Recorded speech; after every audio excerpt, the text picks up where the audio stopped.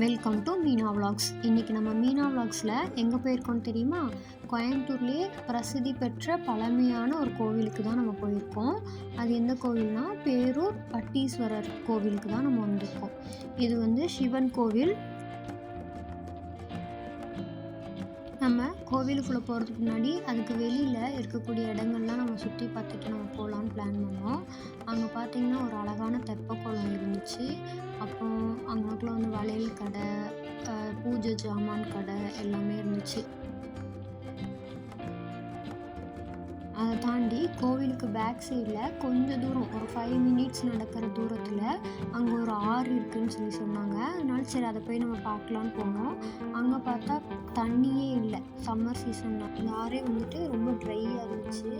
இதே இது வந்துட்டு மழை சீசன் வந்தோம்னா நல்லா நிறைய தண்ணி போகும். பார்க்கறதுக்கே சூப்பராக அழகாக இருக்கும். ஒரு தடவை ரெய்னி சீசனில் கூட வந்து இந்த இடத்த நம்ம பார்க்கலாம். அதுக்கு பக்கத்துலேயே இந்த கோவில் இருக்குது. இது வந்துட்டு உள்ள எல்லா சாமியுமே உள்ள வச்சுருக்காங்க.